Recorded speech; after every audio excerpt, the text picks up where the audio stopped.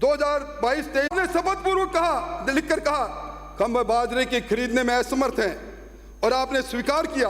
कहाँ हमें केंद्र सरकार का पत्र मिला? कहाँ हरियाणा हमारे पड़ोस में राजगढ़ के बाद 2350 रुपये क्विंटल में बाजरा खरीदा गया, वहाँ भावांतर योजना लागू की गई और हमारे किसान जो आपके खुद के आंकड़े कहते हैं 45,12,000 हेक्टेयर में बाजरे की बुआई हुई, वो मजबूर था 1600-1700 रुपये में बाजरा बेचने के लिए। 6,000 करोड़ का उसको फटका लगा। सभापति महोदय, मैं आपका ध्यान 2019-20 के बजट संख्या 25 में मुख्यमंत्री जी ने जो कथन उसको एज इट इज करना चाहूंगा। 30 नवंबर 2018 तक के किसानों के बकाये रहे 9,513 करोड़ के अल्पकालीन फसल ऋण को माफ किया। इससे 20,46,000 किसानों को ऋण माफी मिली। मुझे इस बात की खुशी है कि 2 लाख के मध्यकालीन दीर्घकालीन कृषि ऋण माफ करने की किसानों की 1,10,000 बीमा रहन मुक्त हो गई। वाणिज्यिक बैंक आदि के ऋणी किसानों के ऋण माफी की राहत पहुंचाने के लिए हमारी सरकार ने संबंधित केंद्रीय मंत्रालय से संवाद प्रारंभ कर दिया, 2019 में कर दिया। हमने बैंक द्वारा उद्योगपति व्यापारियों के साथ किए गए वन टाइम सेटलमेंट की तरह पर किसान के साथ भी ऐसा सेटलमेंट हो, इसके लिए ऋण माफी के लिए उनसे बात कर ली। मुझे विश्वास है कि आने वाले समय में हम प्रक्रिया अपनाकर पात्र किसानों को इसका लाभ दिलाएंगे। 2021-22 में फिर यही बात कही। हमने स्टेट लेवल बैंकर्स कमेटी से संपर्क करके ऋण माफी के शेष रहे राष्ट्रीयकृत बैंकों, अनुसूचित बैंकों, क्षेत्रीय ग्रामीण बैंकों के ऋणी कृषकों को वन टाइम सेटलमेंट से इनको माफ कराएंगे। 15वीं विधानसभा का यह अंतिम सत्र है। ये 14वीं के चांद बने सदन के नेता 14 बार सदन में आए होंगे और इन्होंने कोई मौका नहीं छोड़ा।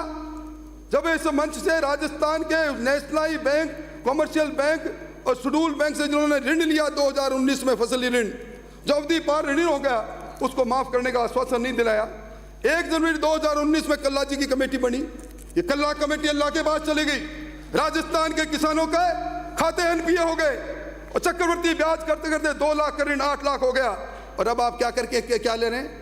अब हम एक्ट लाएंगे, अभी घोषणा की है, Rajasthan farmer debt relief act. मैं समझता हूं सभापति महोदय, ये जो Rajasthan farmer debt relief act अब लेकर आ रहे हैं, ये वही सदन है जिसने 2 नवंबर को सीपीसी के अंदर सेक्शन 60(1) में एक संशोधन किया था कि अगर किसी किसान की कोलेटरल सिक्योरिटी के नाम पर 5 एकड़ तक की जमीन उसकी दर्ज है तो उसकी जमीन नीलाम नहीं होगी।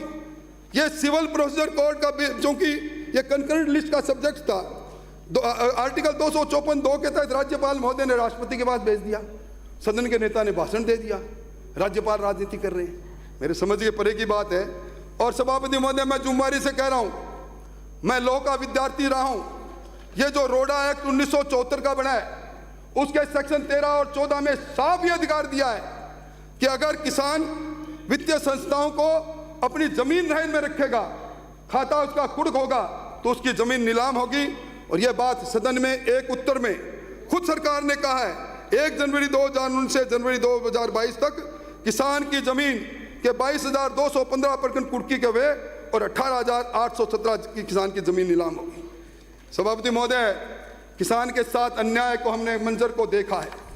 आज राजस्थान के अंदर किसान अपनी उपज को बेचना जाता है, सर्वाधिक टैक्स देकर जाता है, सर्वाधिक टैक्स। कृषि उपज मंडी टैक्स है 1 रुपया 60 पैसे। ये किसान कल्याण सेस 50 पैसे सैकड़ा ये लगाया था आपने कोरोना में, और उसके साथ 2 रुपये 25 पैसे और जीएसटी SGST 2 रुपये 50 पैसे। हालत क्या है? मैं समझता हूं, और इस सरकार ने गुनाह किया। मैंने उस वक्त भी विरोध किया था जब आप कृषि उपज मंडी अधिनियम 1961 के धारा 17A में संशोधन लाकर किसान के खेत से लेकर आम कोई भी जगह पर जहां किसान अपनी जींस को बेचेगा, उसको आपने कृषि उपज मंडी की उस परिभाषा में शामिल कर लिया। आज हालात क्या है? किसान जब बेचने जाता है, आज यूपी में मंडी टैक्स 0, कर्नाटका में 3.5%, गुजरात में 0.50%, मध्य प्रदेश में 1%, महाराष्ट्र में 0.80%, पर हमारे यहाँ 1.60% कृषि टैक्स, 50 पैसे सेस, कृषि कल्याण कोष के 2.5 रुपये के 2 रुपये 25 पैसे की आड़त और 2.5 रुपये SGST। ये जो आपने झुंझुना अपनाया। सभापति महोदय, 2023-24 में बड़े जोर से मेजे थपथपाई साहब। मैं समझता हूं, मैं नाम लूंगा, मैं देख रहा था एक हमारे सत्तारूढ़ दल के नहीं मेज थपथपा, फिर देख रहा था लाल वीकनी, क्योंकि घोषणा ऐसी थी। उन्होंने बजट पैरा तो 5 में कहा कि हम 100 यूनिट तक की बिजली मुफ्त करेंगे। बजट पैरा 167 में कहा 2000 यूनिट किसान को प्रतिमाह मुफ्त देंगे, और 2168 में कह दिया 1.5 लाख नए कनेक्शन देंगे, और 2001 बजट पैरा 117 में कहते IT कंपनी विद्युत के अलग से खोलेंगे। आपने खोली थी ना 2021-22 में बजट पैरा 75 में कृषि विद्युत वितरण कंपनी एग्रीकॉम किस काम में चलेगी महानुभाव? ये IT कंपनी का वही होगा। और मैं समझता हूं 2023-24 के बजट पैरा 113 में रिन्यूएबल एनर्जी 2100 मेगावाट को उत्पादित करते हुए आपने कहा अब तो हम आत्मनिर्भर हो गए। 23,309 मेगावाट बिजली हमारे पास है। राजस्थान का लोगों ने अंधेरी नगरी चौपट राजा नगरी को अंधेरे में डूबा देखा, शासन चौपट रहा, और 2 घंटे से 7 घंटे तक विद्युत कटौती और दम भर रहे हैं। हम लोग आत्मनिर्भर हो गए। मैं समझता हूं ये 100 यूनिट बिजली का लाभ तब मिलेगा जब बिजली तो दोगे करंट तार में। ये 2000 यूनिट का किसान को लाभ तब मिलेगा जब उसके तार में करंट तो आएगा। और मैं समझता हूं ये जो 1.5 लाख आपने कृषि कनेक्शन की बात कही है, ये 1.5 लाख कृषि कनेक्शन से पहले 2022-23 के अंदर आपने कहा था 22 फरवरी को हम 3,38,000 कृषि कनेक्शन देंगे, और आज हुआ क्या है? एक कृषि कनेक्शन हुआ तो बताओ। और कृषि कनेक्शन के नाम पर ये ट्रंकी योजना, ये तांडव भ्रष्टाचार का ये राजस्थान का आवाम देख रहा है। तो इसमें 1,04,000 कनेक्शन देने के इन्होंने निविदा आमंत्रित की। 6 बार निविदाओं को पोस्टपोन किया, 6 मई, 9 मई, 25 मई, 31 मई, 8 जून, और ये लिख दिया कि 5 साल का अनुभव होना चाहिए। ट्रंकी प्रोजेक्ट पहली बार ला रहे हो, और 5 साल के अनुभव की शर्त इस कारण से कि राजस्थान की कोई कंपनी भाग नहीं लेगी। आपने सारी कंपनी को टेलर मेड बनाया, सारी कंपनी को बाहर कर दिया, और आज हालत यह हो गई रिजर्व प्राइस से 82% पर आपने इस ट्रंकी प्रोजेक्ट को मंजूर किया है। और आपने 2300 करोड़ का प्रोजेक्ट 3900 करोड़ का हो गया। ये 1600 करोड़ पे मेरा आरोप है सरकार पर, सरकार में बैठे बड़े लोगों पर। ये बड़ी बड़ी कंपनियों से 1600 करोड़ का भ्रष्टाचार, और आज ये दावा करते हैं कि हमें 23-24 में पैरा 168 में 1.5 लाख कनेक्शन देंगे। 1.5 साल से सभापति महोदय सीकर के वो गांव का किसान जिसने बूंद बूंद में अपना डिमांड नोटिस 1.5 साल पहले जमा करा दिया, वो 80 का किसान आज उसको टुकर टुकर के घूम रहा है। और बिजली के बारे में इन्होंने कहा किसान को हमें इसी 1 अप्रैल 2023 से पूरे किसान को दिन में बिजली। वाह भाई वाह, क्या बात क्यों, क्या अंदाज है तेरा, बर के सदके जाऊं। फर्स्ट फेज में 16 डिस्ट्रिक्ट, सेकंड फेज में 5 डिस्ट्रिक्ट, अब तो सारे। और इन्होंने किया क्या है? 9 बार फ्यूल चार्ज बढ़ाए सभापति महोदय। आज राजस्थान में सर्वाधिक महंगी घरेलू बिजली है, और बीजेपी में जो औसतन फ्यूल चार्ज 18 पैसे था उसको बढ़ाकर 64% कर दिया। अर्बन साइंस के 15 पैसे यूनिट, इलेक्ट्रिसिटी ड्यूटी के 40 पैसे, जल संरक्षण के 10 पैसे। और अब ये हिडनबर्ग का बड़ा मामला चल रहा है, कल भी धरना दे रहे थे, मैं नाम लूंगा तो नाराज हो जाएंगे सभापति। मतलब मैं समझता हूं मेरी कोई रक्षा आपके अलावा कोई कर ही नहीं सकता। ये हिडनबर्ग पर प्रदर्शन कर रहे थे ना। ये अडानी जी कौन है जी? ये अडानी जी वही है जिनको 7,440 करोड़ रुपए कोयले में, कवई के अंदर कोयला मंगाया, उसमें दरों में अंतर आप दे रहे हो। राजस्थान के 1,39,000 उपभोक्ताओं से 2020-21 से 5 पैसे थे, अब बढ़ाकर आपने 7 पैसे 5 साल के। ये वही है अडानी जी जिनको RTPV एक्ट की धज्जियां उड़ाते हुए कोयले का सिंगल टेंडर, राजस्थान का अब तक का सबसे महंगा कोयला 17,000-18,000 मैट्रिक टन का 1,042 करोड़ का इन्होंने बढ़ा दिया। अब आपकी मजबूरियां हैं महाराज, मैं मजबूरी आपकी है। AICC, अब AICC है साहब, AICC है, मैं उस पर कोई टिप्पणी करूंगा तो मेरे से नाराज हो जाएंगे, पर AICC में जाने वाला धन। और सभापति महोदय, ये कोयला की धुलाई के नाम पर भ्रष्टाचार का तांडव, ये अतिरिक्त कोयला लिंकेज के नाम पर निजी कोयला उत्पादन कंपनियों से जो पहले विद्युत उत्पादन निगम को पूर्व आवंटित कोल बक्सों से 40% महंगा खरीद रहे। अभी समाचार पत्र पढ़ा होगा, मेरा समय आप देखो, मैं समय पर बैठ जाऊंगा। आपने समाचार पत्रों में पढ़ा होगा काली सिंह के अंदर पावर प्रोजेक्ट इसलिए बंद हो गया, कोयले में मिट्टी थी, बस ताना बाना बन दिया। ये बॉस्टर कंपनी के साथ टेलर मेड एक विज्ञापन निकाला और कमाई का जरिया ढूंढ लिया। और सभापति महोदय, मैं निवेदन करना चाहूँगा, अब मैं एक रिपोर्ट और प्रस्तुत करना चाह रहा था, पर ये इन्वेस्टमेंट समिट उसकी बात मैं जरूर कहूँगा। 2022-23 के पैर 17 में कहा कि इन्वेस्टमेंट समिट 2022 में 10,41,000 के 4,016 MOU LOI हस्ताक्षर हो चुके हैं और इसमें 4,90,000 लोगों को रोजगार मिलेगा। और अब जो बजट के एक साल बाद उसके बजट पैरा 206 में कहते हैं इन्वेस्टमेंट समिट में 11,45,000 के 4,192 MOU हो गए और 9 लाख से अधिक को रोजगार मिलेगा। सभापति महोदय, एक इन्वेस्टमेंट धरती पर आया नहीं, रोजगार वालों की संख्या जरूर बढ़ा दी।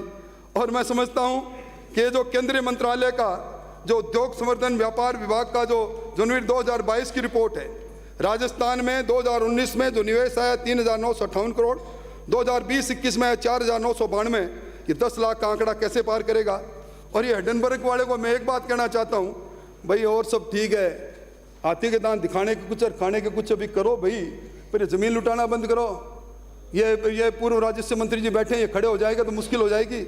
ये जो बात है कि आपने इस अडानी जी को जमीन दी 2019-20 में 9,000 बीघा फतेहपुर में, 2020-21 में 25,000 बीघा सिम्बाड़ा जैसलमेर में, 2022 में 400 बीघा करौलिया जैसलमेर में, 2022 को 38,000 बीघा मोहनगढ़ में, 2022 में फिर 13,000 फतेहगढ़ में और 75,000 बीघा जमीन अभी कैबिनेट के अंदर अप्रूवल में पड़ी है और 74,000 इनके पास पड़ी है, मंत्री जी के पास।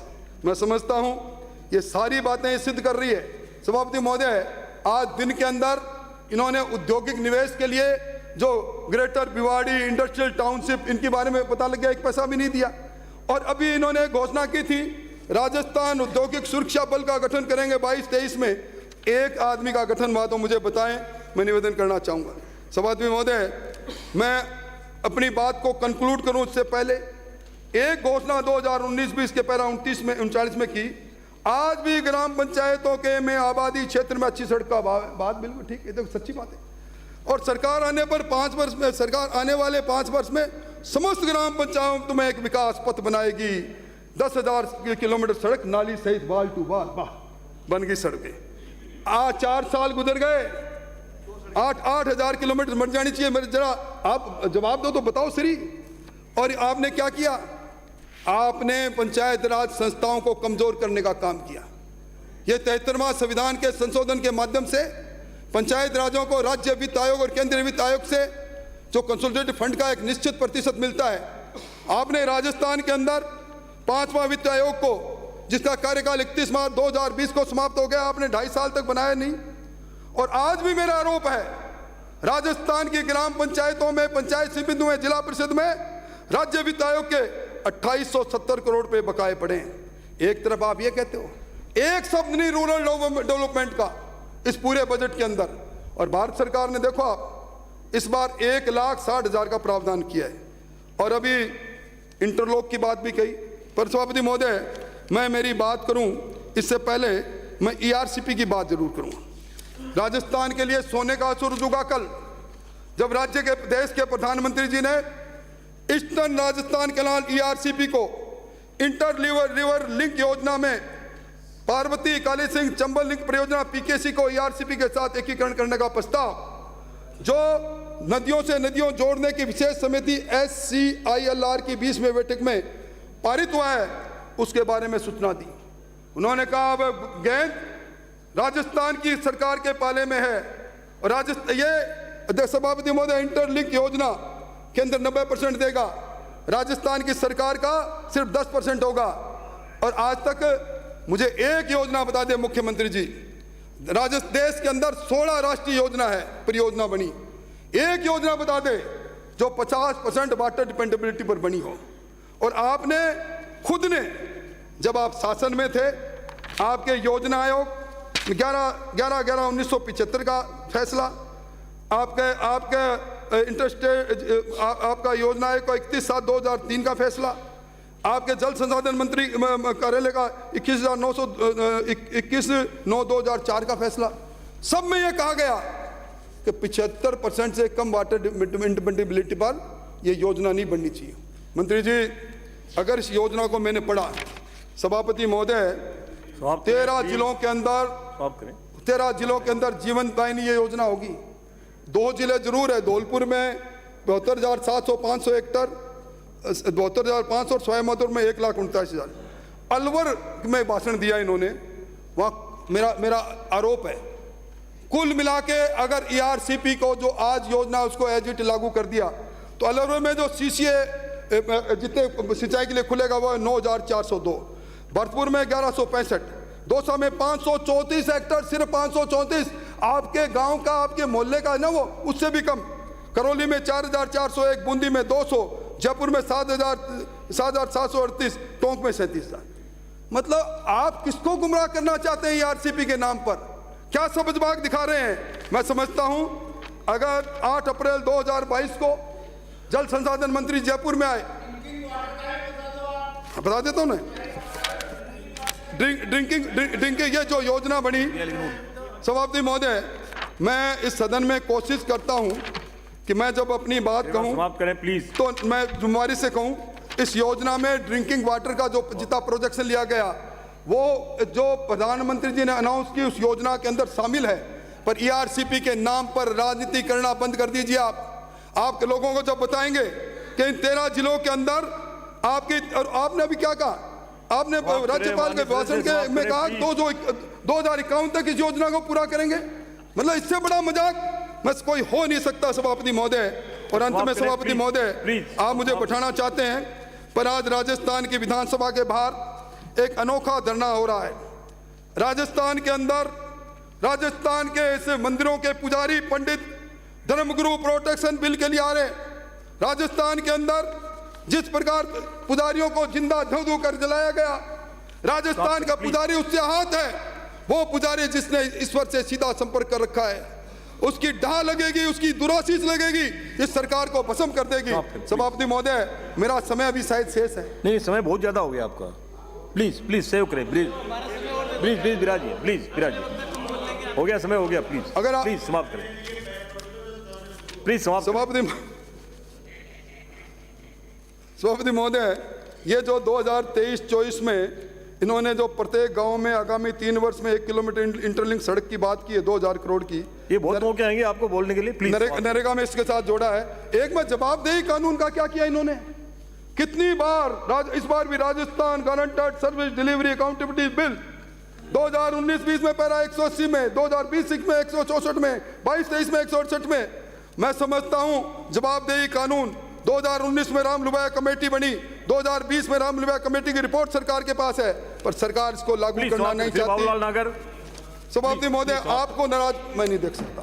सभापति महोदय, आपने जो समय दिया ना, और मेरी इनसे रक्षा की, सभापति महोदय वो पीछे बैठे। सभापति महोदय, ये मेरे को घूर के देखते हैं ना, मैं कांपने लग जाता हूँ। सभापति महोदय, ये आप नहीं होते ना, आज मैं बोल नहीं सकता। मैं आपको धन्यवाद देना चाहता हूँ। सभापति महोदय।